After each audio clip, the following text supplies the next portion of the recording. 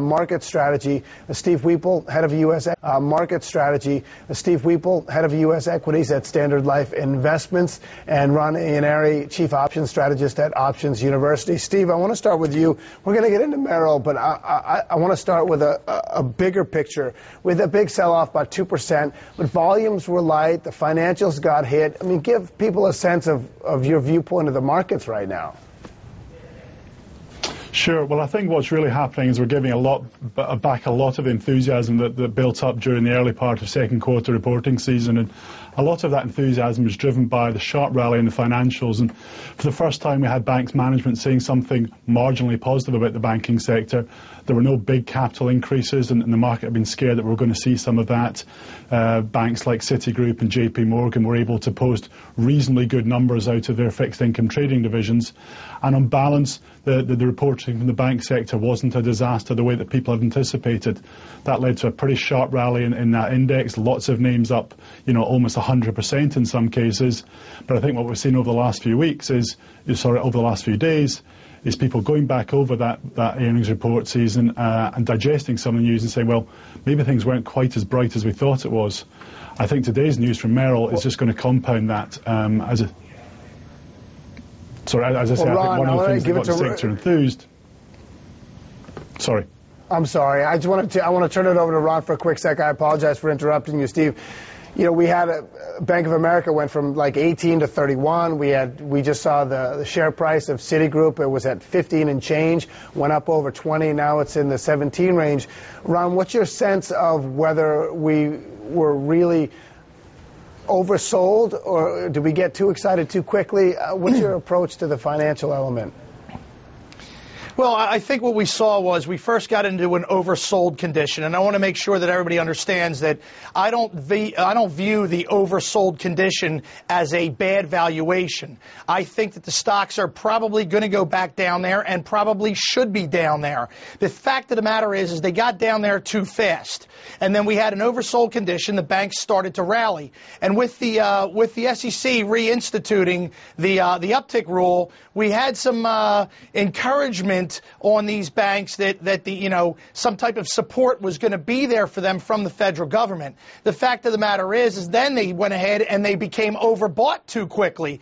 So obviously people aren't sure how to really read this, but the banks are in some serious trouble. This is just showing the Merrill Lynch situation is just showing how serious it's going to spread to the rest of the industry. We're going back down in the financials. Steve, hi, it's Louisa in London. We're going back down the financials. Are we also going back down in the rest of the market, or is it going to be once again the line about financials are doing their thing and the rest of the market will recover in due course? No, we don't have a lot of optimism for the general direction of the market right now. Obviously, a lot of the tone will be set today by some of the macro data, the Case-Shiller and the consumer confidence numbers, but increasingly we're seeing that companies are reporting pretty poor conditions. Even those that have reported reasonable second quarter numbers are giving pretty non-robust guidance. Increasingly we're seeing that European companies are starting to paint a bleaker macro picture as well. It'll be interesting to see what both Coach and Colgate report this morning, but it feels like the consumer is under increasing strength. Commodity prices where they are hurting the consumer pocket, but more importantly, they're also, for the stock market, they're also hurting corporate profitability, and it feels like direction right now is still down. Ron, it's Louisa again. What type of plays are you seeing in the options market at the moment, and where are the smart plays being made?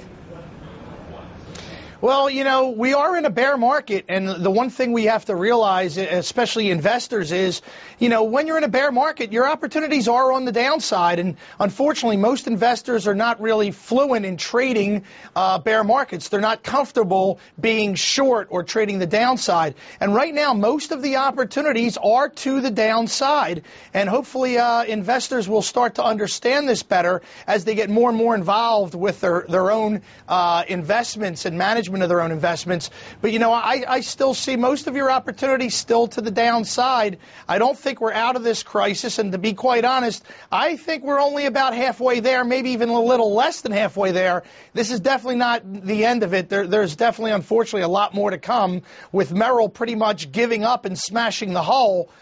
today. That news is, I wouldn't say devastating, but it's definitely putting things into perspective, dumping at 22 cents on the dollar and giving up on it at that price. A lot of people, I think, had hope for the financials in a sense that if they wrote it down now, there was a chance that, in the future it would bounce back.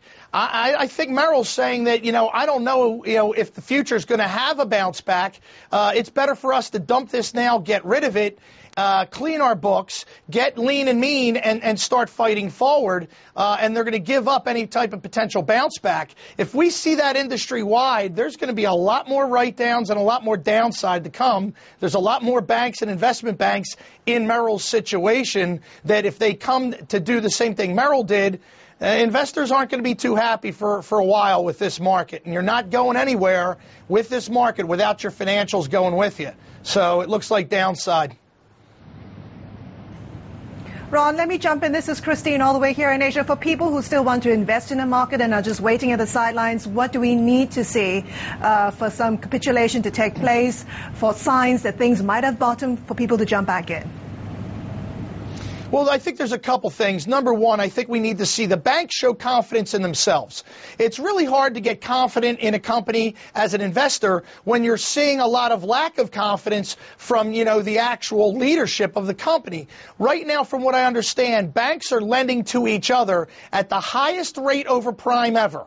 That tells me that the banks are not only not confident in the other banks' positions, but not confident in their own position. We've heard about the Bear Stearns deal, and one of the things that I thought was very telling was that the Fed said that the only person that really even came up with any type of offer was J.P. Morgan. And here was an opportunity for someone to take over Bear at what everyone was saying was an absolute steal. And no one wanted to come to the table except J.P. Morgan. So my thing is that just shows me a real lack of confidence. I think that we have to see more situations like Merrill, completely smashing the hull. We've got to see a bottom before we can see a bounce.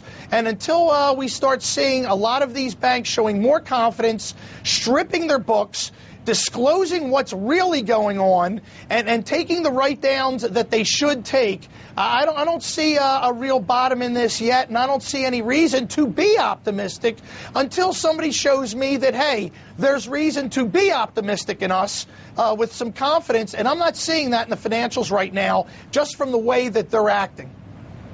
Mm-hmm. Steve, do you agree with Ron?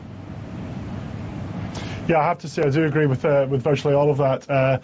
I think the question of banks having confidence in both their own balance sheet and others' balance sheet is crucial, and a lot of that is going to be linked to house prices. And until people have confidence in the value of mortgage debt and debt attached to the value of home prices, I think anyone's going to struggle to confidently lend in this market.